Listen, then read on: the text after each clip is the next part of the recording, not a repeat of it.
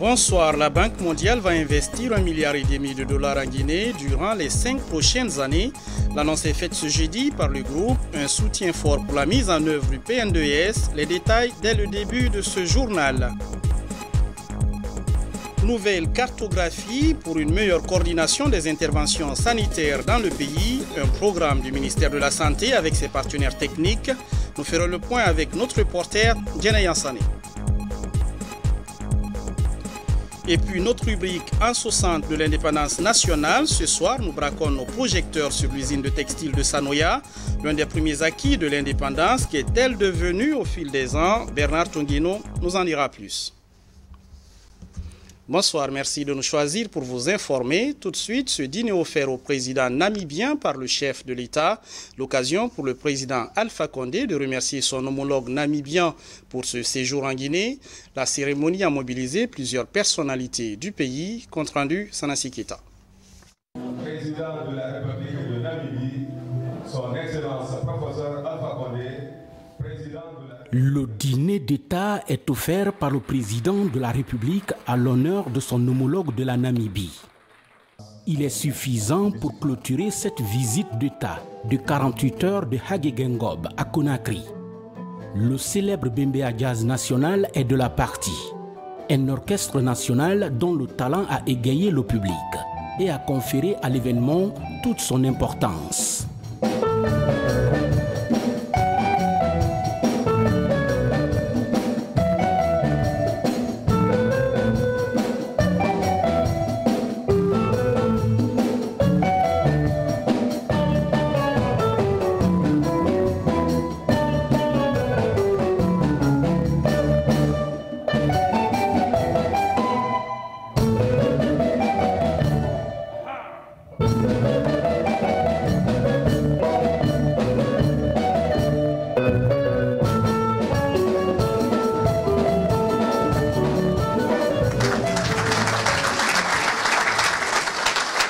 Personnalités guinéennes et étrangères sont venues nombreuses pour rehausser de leur présence cette cérémonie, histoire de tisser de véritables liens d'amitié et de coopération entre Conakry et Windhoek, avec la volonté, bien évidemment, des deux présidents, Professeur Alpha Condé et Hage Geingob. Communiqué conjoint de la visite d'amitié et de travail de son Excellence, Dr Hage Geingob, président de la République de Namibie.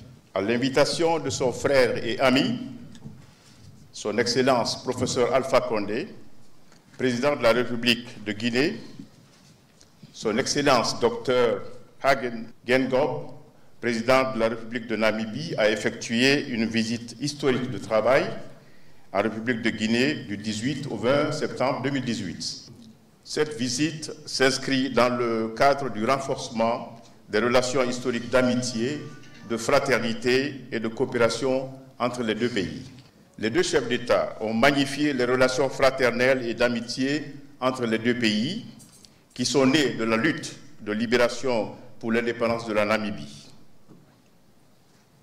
Dans ce contexte, ils ont rappelé et salué la forte position panafricaine du président de la République, du premier président de la République de Guinée, le président Ahmed Sékou Touré, et sa contribution à la décolonisation de l'Afrique et à la lutte de libération nationale de la Namibie à travers l'appui diplomatique, matériel et politique à la SWAPO en particulier.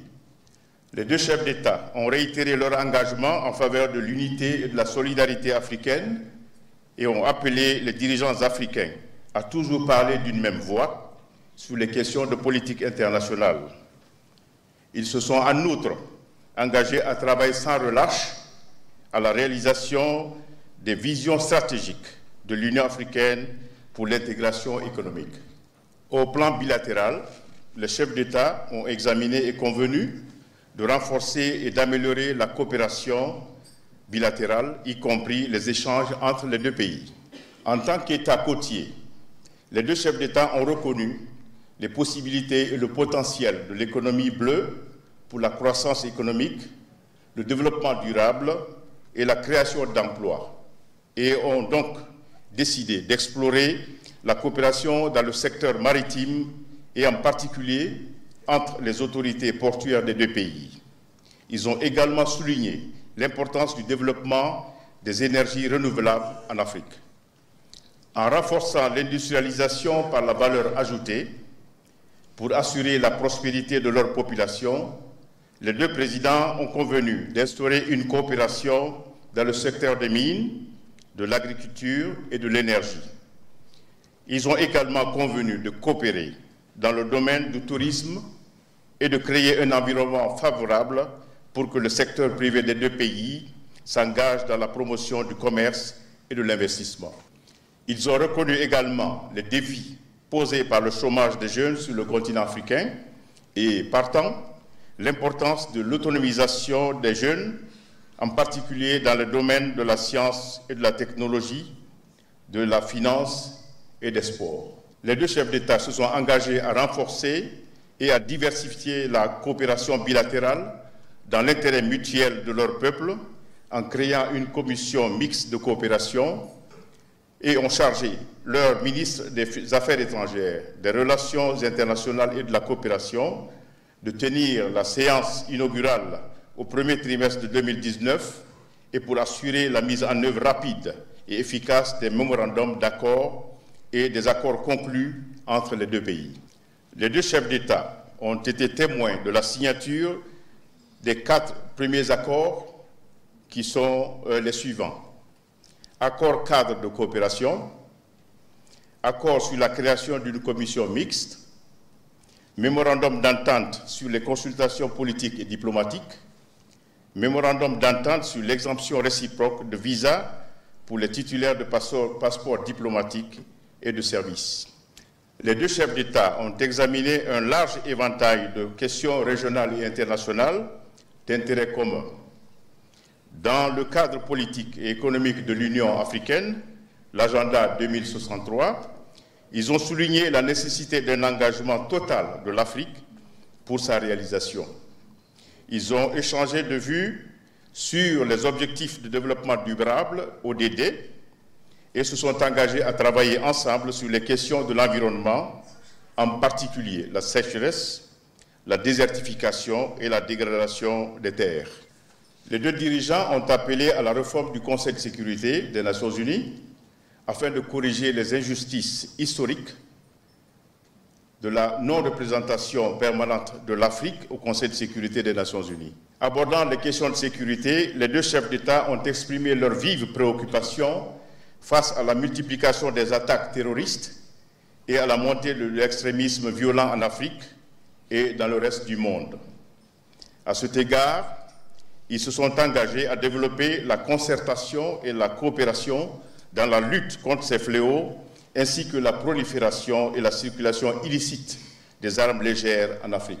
Les deux chefs d'État ont renouvelé leur engagement à renforcer l'architecture africaine de paix et de sécurité, en particulier en ce qui concerne la fin des conflits, conformément à l'agenda 2063. Leurs Excellences, les présidents Dr Hage Geingob et Professeur Alpha Condé ont noté avec satisfaction leur convergence de vues sur l'ensemble des questions nationales et internationales évoquées, ainsi que le parfait climat d'entente et de cordialité qui a marqué leur entretien.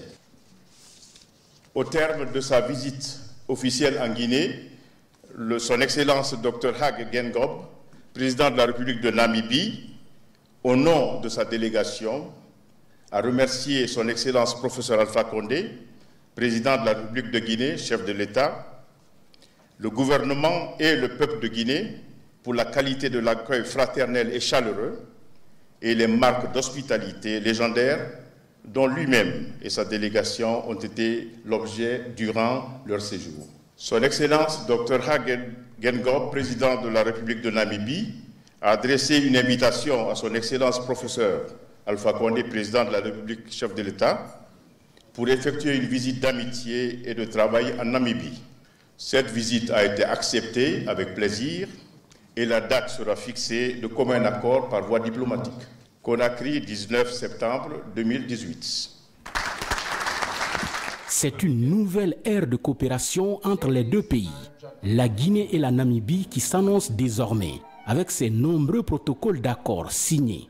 Le tout couronné par la gratification du président de la République de Namibie. Professeur Alpha Condé a élevé son note de marque à la dignité de Grand Croix de l'Ordre national du mérite de la République de Guinée. Le président de la République décrète, article 1er, la dignité de Grand Croix de l'Ordre national du mérite de la République de Guinée est décernée à son Excellence Adj Gengom, président de la République de Namibie, pour sa contribution de qualité au renforcement des relations d'amitié et de coopération entre la République de Guinée et la République de Namibie. Article 2. Le présent décret qui prend effet à compter de sa date de signature sera enregistré et publié au journal officiel de la République. Conakry le 14 septembre 2018, signé professeur Alpha Condé, grand maître des ordres nationaux de Guinée. Au nom du président de la République, grand maître des ordres nationaux, et en vertu des pouvoirs qui nous sont conférés, nous vous élevons à la dignité de Grande Croix de l'Ordre national du mérite de la République de Guinée.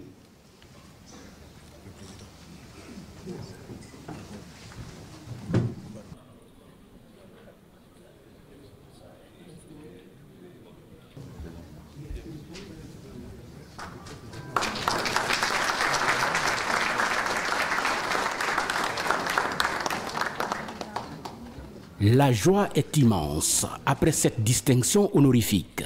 Les deux présidents, main dans la main, se fixent désormais pour ambition de faire en sorte que les relations d'amitié et de coopération entre la Guinée et la Namibie s'intensifient davantage, au profit surtout des deux peuples.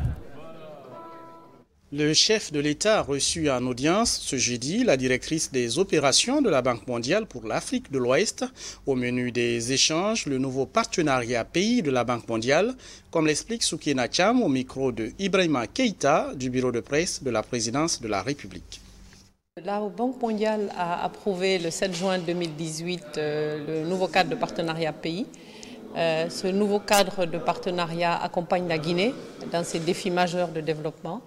Et ce cadre de partenariat a permis également d'augmenter significativement les ressources allouées à la Guinée, qui étaient dans notre IDA 17 à 485 millions. Dans ce nouveau cadre de partenariat, nous avons pu mobiliser des ressources à hauteur de 1,5 milliard de dollars américains.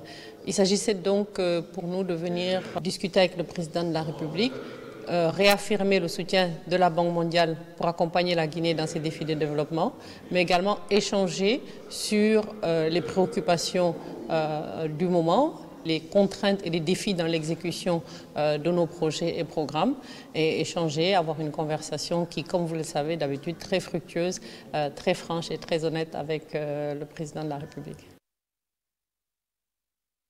Je vous le disais en titre, ce qui concentre l'attention ce soir, un chiffre, 1,5 milliard de dollars.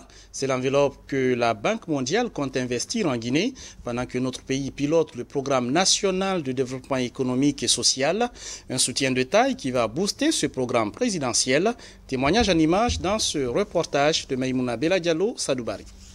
Ce nouveau cadre de partenariat du groupe de la Banque mondiale vient soutenir la Guinée dans son programme d'action en faveur de la croissance économique et de la réduction de la pauvreté pour une période de 6 ans. Cet exercice vise à ce que collectivement, gouvernement, Banque mondiale, partenaires, société civile, on dit bon, maintenant nous avons fait une bonne défense, nous avons l'argent, essayons de nous apprêter pour la mise en œuvre. Les acteurs sont conscients des difficultés dont le secteur privé est confronté. C'est pourquoi, à travers cette nouvelle stratégie, le secteur bénéficiera de l'appui et des garanties nécessaires pour son développement, ce qui rassure cet opérateur économique. Les bonnes dispositions sont prises par la Banque mondiale via la SCFI pour intervenir, pour aider le secteur privé à accéder au financement et aussi accompagner non seulement en amont et en aval aussi le secteur privé. Le gouvernement guinéen rassure ses partenaires d'œuvrer pour l'atteinte de l'objectif fixé dans le PNDS, celui d'améliorer les conditions de vie des populations. Avec l'avènement du PNDS, c'est une voie nouvelle qui est tracée pour notre pays. Je voudrais saisir cette occasion pour remercier l'équipe pays pour d'abord le dialogue, la qualité de dialogue que l'équipe a avec mon département et avec tous les départements. Les membres du gouvernement l'ont témoigné. Et la qualité d'accompagnement, parce que le financement c'est important, mais la qualité du dialogue est encore davantage plus important parce que ça nous permet de mettre le doigt là où ça fait mal et surtout ensemble de trouver des solutions pérennes pour des problèmes conjoncturels, afin des solutions très pérennes pour des problèmes structurels. Le cadre stratégique est bâti sur le PNDS, le diagnostic systématique de pays, DPS, et sur la base d'un programme axé sur 3 piliers.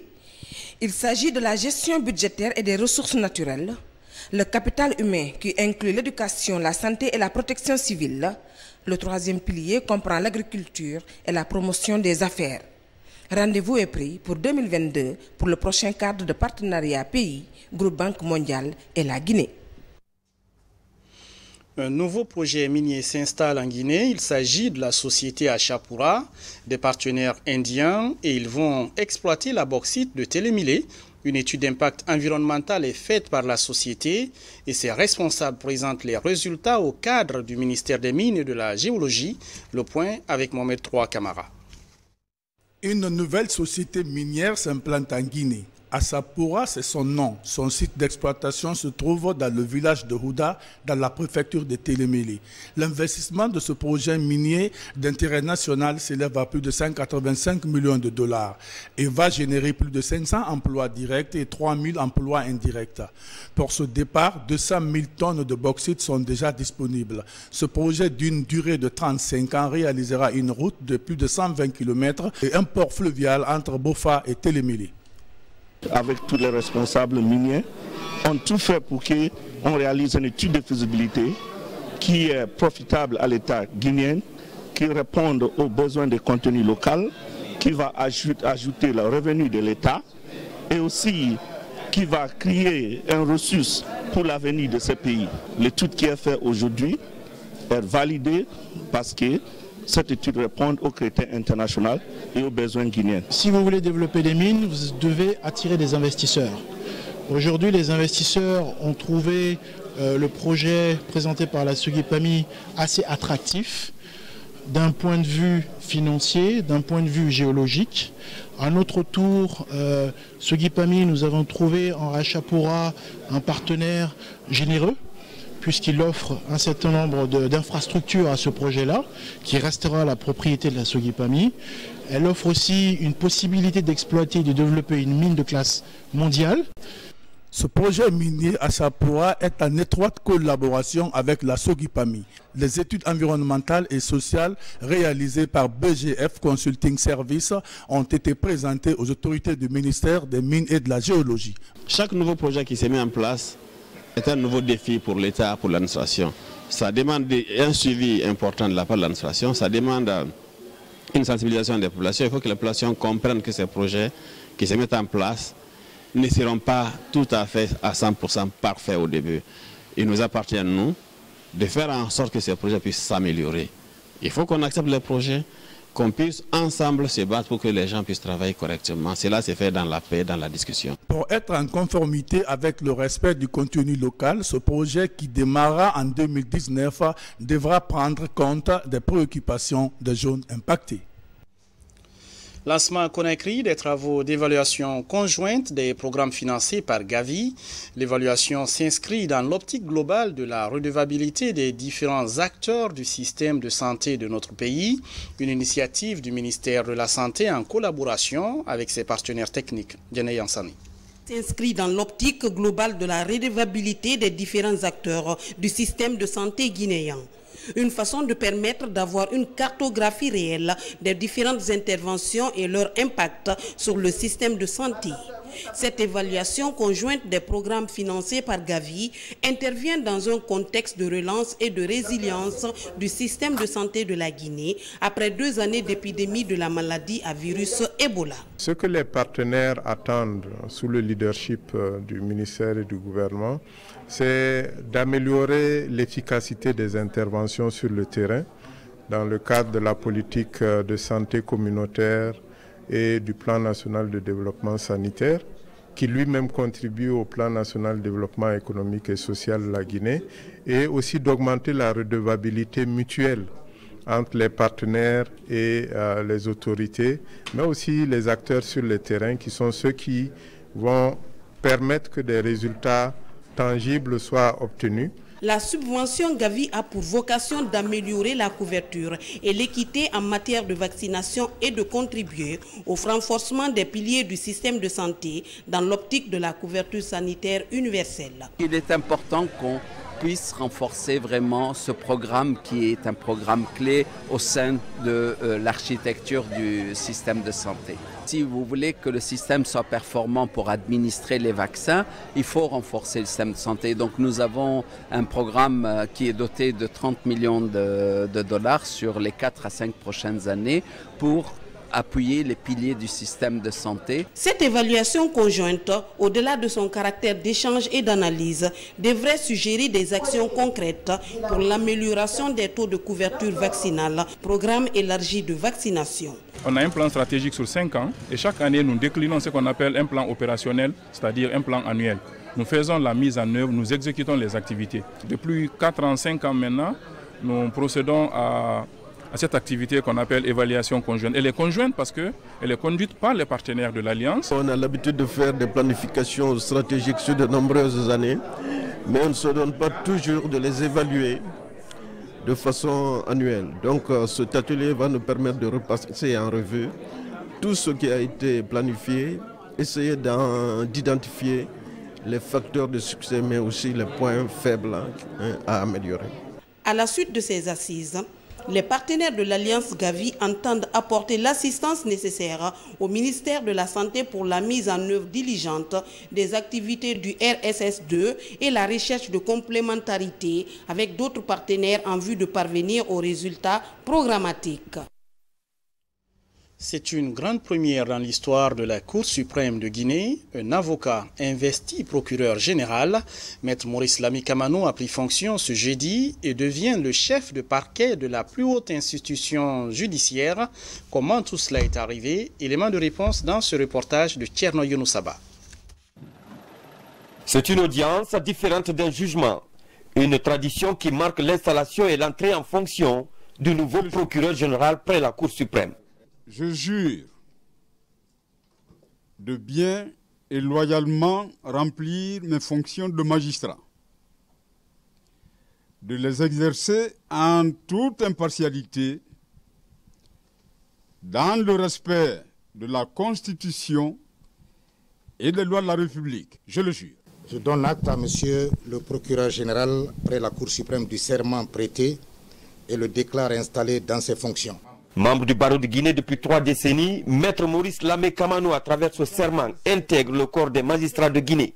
Par cette promotion, il entre en contact avec la plus haute institution judiciaire du pays, la Cour suprême. Vous avez déjà prêté serment d'un autre ordre, d'un autre corps professionnel, celui d'avocat.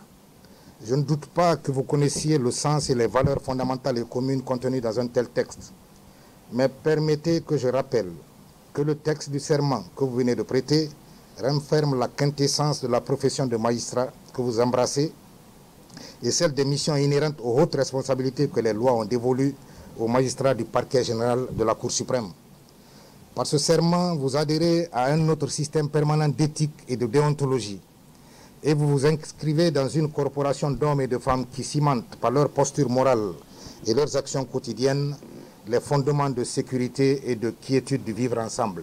Cette cérémonie intervient alors que la Cour suprême de Guinée connaît de profondes mutations.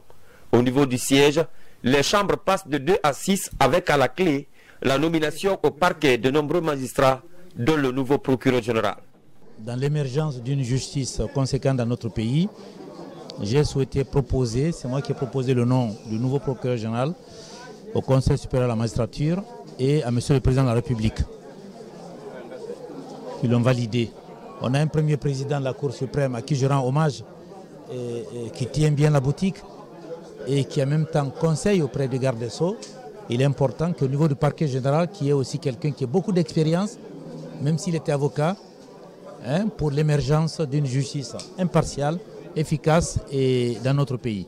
Les réformes amorcées au sein de la Cour suprême devront davantage contribuer à construire une justice forte et accessible dans la gestion des affaires frappées de pourvoi, notamment. Allons au Mali, vous allez le voir, la communauté guinéenne vivant dans ce pays frère a investi le nouveau président Elhadj Sita Camara. Il présidera désormais et pour les 5 prochaines années les destinées du Conseil des Guinéens au Mali. La cérémonie d'investiture a été présidée par l'ambassadeur de la République de Guinée au Mali, Oumou Touré. La communauté guinéenne vivant au Mali a un nouveau bureau. Il est composé de 19 membres élus pour un mandat de 4 ans renouvelable. Elhadj Sita Camara en est le président. Pour lui, l'installation de cette équipe s'inscrit dans le cadre de la gestion et de la réorganisation de la communauté guinéenne vivant au Mali pour mieux répondre aux exigences du pays et des membres. Le bureau du Conseil des Guinéens au Mali inscrit sa mission dans la réorganisation effective de la communauté guinéenne au Mali.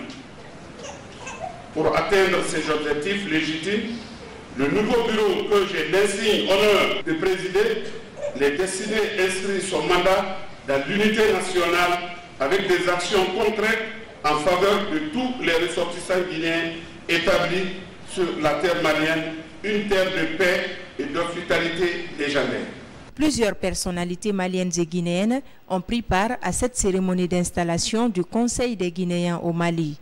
Parmi elles, l'ambassadeur de Guinée dans ce pays frère et ami, Kabinet Condé, a indiqué que les membres du bureau entrant doivent œuvrer au renforcement des relations entre la Guinée et le Mali, mais respecter les lois du pays hôte. C'est un Conseil des Guinéens au Mali. Mon cher président à côté de moi, par exemple, que dès aujourd'hui dimanche à réfléchir comment installer des antennes, des cellules à l'intérieur du Mali. C'est un conseil qui va gérer les Guinéens au Mali. Là, on se trouve aujourd'hui, mes chers amis, on n'est pas capable de dire combien de Guinéens vivent ici au Mali. On n'est pas capable. Le nouveau président de la communauté des Guinéens au Mali a rendu un vibrant hommage au président Alpha Condé pour son patriotisme et son sens élevé pour la construction de l'édifice national. Nous sommes le premier jour de l'an du calendrier musulman. Traditionnellement, c'est l'occasion pour les couples de procéder au renouvellement des alliances, même si la pratique tend à disparaître, soit par ignorance ou négligence. Mais pour certains conservateurs comme Elhadj Tcherno Amadou, ils pratiquent le rituel depuis 33 ans. Notre correspondant vidéo à l'abbé Sarafdine Diallo l'a rencontré durant les 2 jours du Golioli. Ces images sont commentées par Mamadou Alpha-Balé. Après 33 ans de mariage, Elhadj Tcherno Amadou Diallo n'a jamais raté le traditionnel renouvellement d'alliance à l'occasion du nouvel an musulman.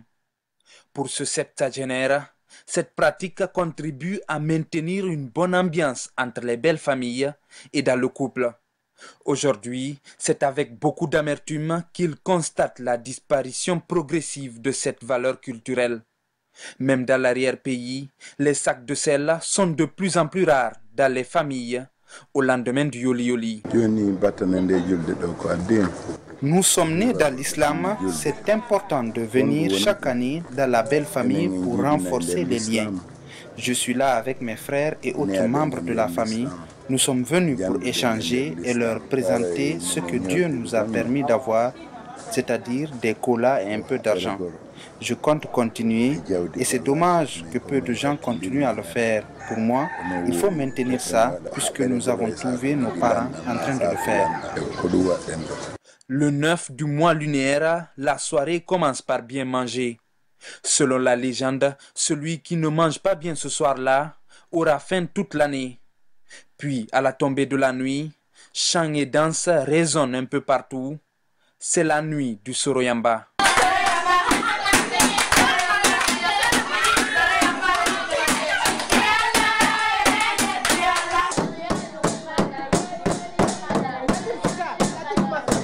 Même si la fête du Nouvel An musulman perd son engouement d'antan, bon nombre de fidèles restent encore attachés à certaines valeurs.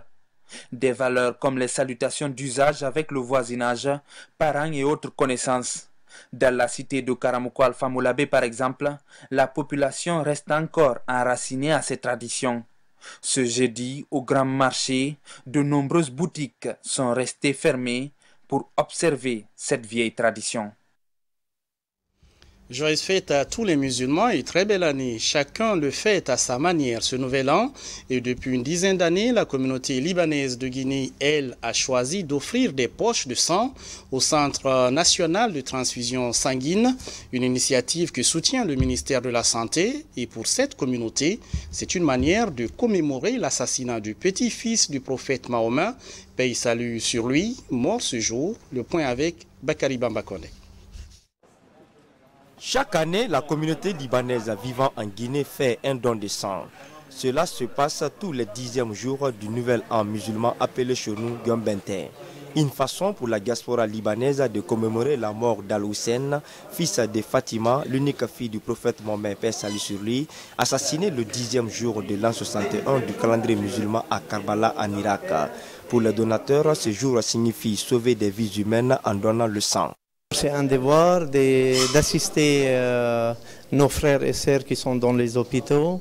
Avec cette cérémonie, nous regroupons tous nos chers frères libanais qui souhaiteraient donner leur sang. Et ça, c'est une tradition en Guinée, on le pratique depuis une dizaine d'années. C'est un apport important dans nos hôpitaux. Nous sommes toujours en manque de sang et les malades ont besoin de sang. Donc c'est un acte humanitaire. C'est un acte qui nous va droit au cœur. Ensuite, l'imam de la communauté prêche le pardon, la tolérance, mais aussi l'importance de secourir des personnes en danger.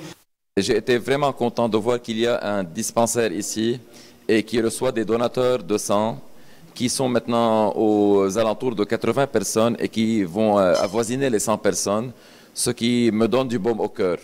Je suis vraiment content de voir tous ces jeunes gens libanais qui donnent leur sang pour des Libanais et pour des Guinéens au cas où quelqu'un en a besoin. Les Libanais de la Guinée, en plus de cette campagne d'Ashura ou de don de sang, participent tous les ans à la journée mondiale de la donation de sang au Centre national de transfusion sanguine de Donkan. Et puis une autre rubrique en 60 ce soir, zoom sur l'usine de textile de Sanoya. C'est l'un des premiers acquis de l'indépendance, une unité industrielle offerte par l'Angleterre et qui a permis à la Guinée de faire la promotion de son textile. Depuis quelques années, tout a changé. Qu'est devenue cette usine? On évoquera aussi les souvenirs de certains dans ce grand format. Signé Aboubakar, Sidiki Souma, Bernard Tunguino.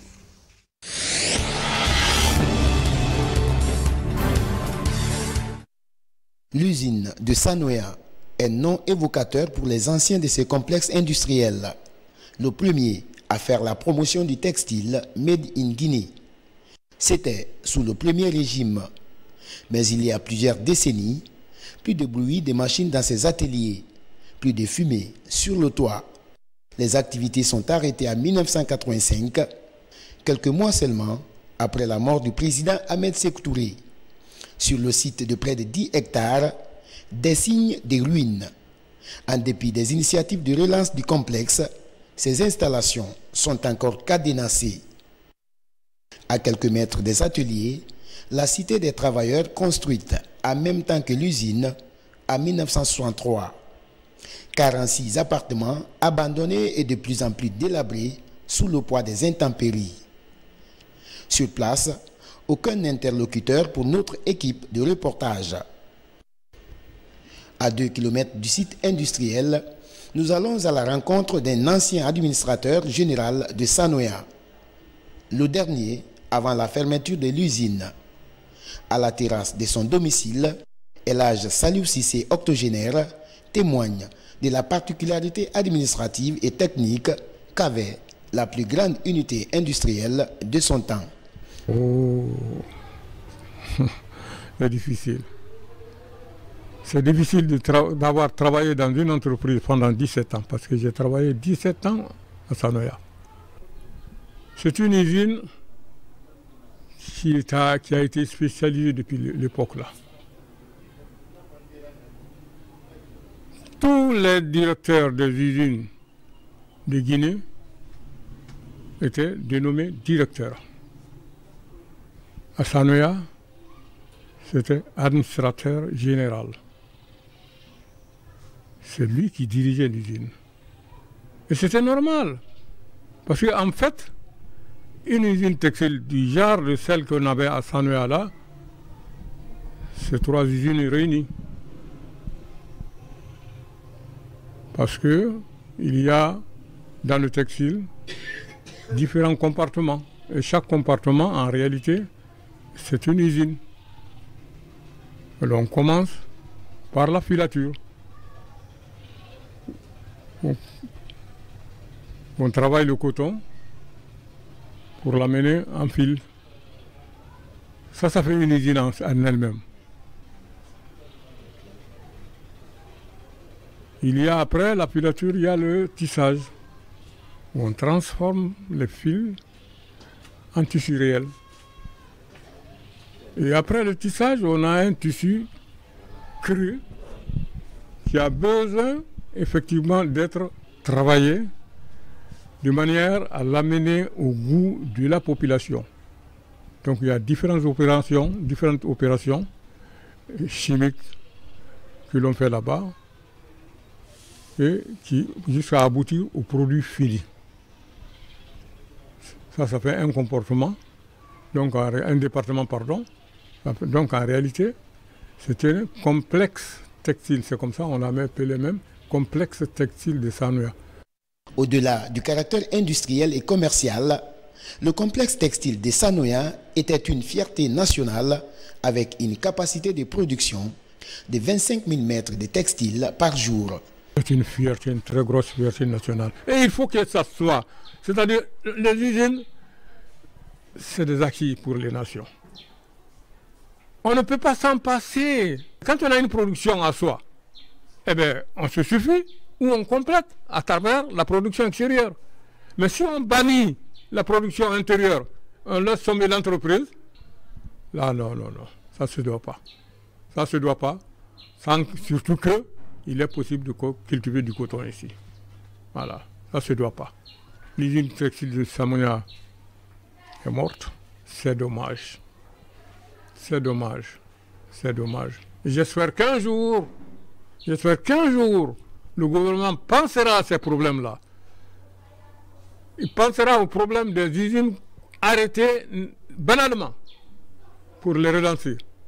Parce que c'est une des structures qui sont indispensables pour une nation.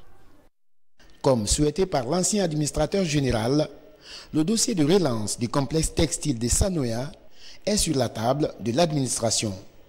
Mais que s'est-il passé réellement pour en arriver à l'arrêt de la production industrielle du textile guinéen? Nous allons chercher la réponse au ministère de l'Industrie et de la promotion du secteur privé. Après l'indépendance de la Guinée, la Première République s'est engagée à la réalisation d'unités industrielles sur l'ensemble du territoire. Mais ces unités industrielles étaient des entreprises publiques, donc qui avaient un mode de gestion basé notamment sur la subvention. Alors, à l'avènement de la Deuxième République et avec le changement de régime économique, nous sommes passés du régime centralisé à un régime libéral. Nous sommes rentrés dans une phase, dans un programme d'ajustement structurel dont le contenu était, entre autres, le retrait de l'État des activités économiques. Donc l'État s'est désengagé des activités économiques et il nous a été demandé de privatiser toutes ces entreprises publiques. C'est ainsi que ces entreprises ont eu un transfert de propriété. L'État a cédé la propriété à des opérateurs économiques privés, nationaux et étrangers. Depuis la libéralisation des initiatives économiques et son manteau de privatisation du secteur industriel, Toutes les tentatives de reprise du complexe de Sanoya par des gestionnaires privés se sont soldées par un échec. Des Portugais aux Sénégalais, en passant par des Chinois et même des nationaux, aucun groupe n'est encore parvenu à rouvrir les portes de l'usine. Sanoya a été privatisé avec un groupe portugais. Ce groupe portugais avait donc l'engagement de relancer les activités. Malheureusement, ce groupe n'a pas pu. Nous avons ramené Sanoya dans le portefeuille de l'État et il a été rétrocédé à un groupe chinois de la province de Shandong. Ce groupe également avait mission justement de relancer la production des tissus, sur la base d'ailleurs de la production nationale de coton. Malheureusement, ça n'a pas été comme ça, ils n'ont pas respecté leur engagement. Et donc nous avons ramené une deuxième fois Sanoya dans le portefeuille de l'État. Nous avons repris avec d'autres opérateurs, cette fois nationaux, qui s'étaient engagés à réaliser sur le site des activités multiples. Donc ces nouveaux repreneurs avaient mission, justement, s'étaient engagés de réaliser sur le site plusieurs autres petites unités, dont des entreprises de gaz et des entreprises de production de bougies et tout. Malheureusement, pour une raison ou pour une autre, eux aussi n'ont pas pu réaliser. Et dernièrement, c'est une société encore qui s'était engagée auprès du département pour y faire un atelier de montage de bus et de tracteurs. Et donc, nous attendons que ces gens-là aussi donnent la preuve de leur possibilité à relancer cette fois-ci, non pas le tissu, mais un atelier de montage de bus et de tracteurs. En attendant la relance effective des activités par les nouveaux preneurs, Sanoya rappelle la volonté acharnée d'une nation à tisser très tôt son tissu industriel pour garantir son indépendance acquise dans un contexte tendu. L'espoir de tous est la poursuite de ses rêves à travers les âges.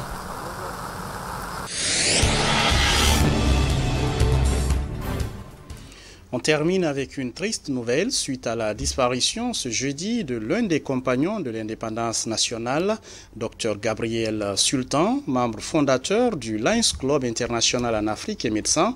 Il est décédé à l'âge de 102 ans. Repose en paix, Lion Sultan. Voilà, c'est tout pour les infos. Merci de nous regarder à Dixine Port Landrea, Matoto équipé. Demain et pour tout le week-end, vous serez avec Adel Camara. L'info continue sur rtgcoloma.info. À très vite et bonsoir.